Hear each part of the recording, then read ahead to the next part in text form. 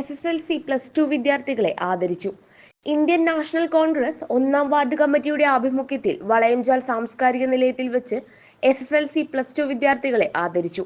MLA Sunny Joseph പരിപാടി ഉദ്ഘാടനം ചെയ്തു. ഹയർ സെക്കൻഡറി സ്കൂളുകൾ ഉണ്ടായിരുന്നില്ല. അതുകൊണ്ട് SSLC കഴിയുന്ന കുട്ടികളിൽ ഒരു 5% പോലും വന്ന് SSLCക്ക് ശേഷമുള്ള തുടർ വിദ്യാഭ്യാസത്തിന് അവസരം ഉണ്ടായിട്ടില്ല. ഇപ്പോൾ നേരെ മറിച്ചാണ്. SSLC പാസ്സായി ഒരു 5% ആളുകൾ പോലും തുടർ വിദ്യാഭ്യാസം ഇല്ലാതെ പോകുന്നില്ല. എല്ലാവരും എവിടെയെങ്കിലും ഹയർ സെക്കൻഡറി ചെയ്യുകയാണ്.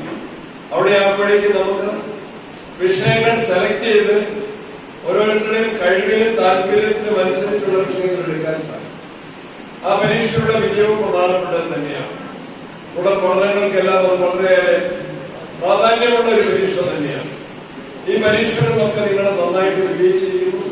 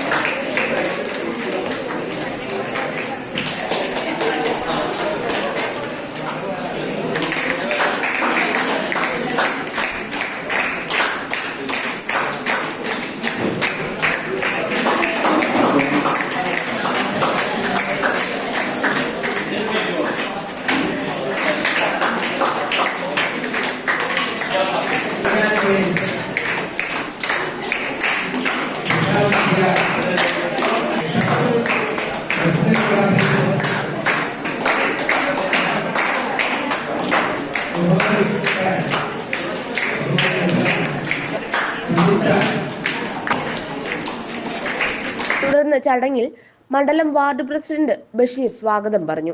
മണ്ഡലം president Santhosh Joseph, Joy K, Varghese Joseph, Bobby John തുടങ്ങിയവരും സംസാരിച്ചു. News today vision, Kannur.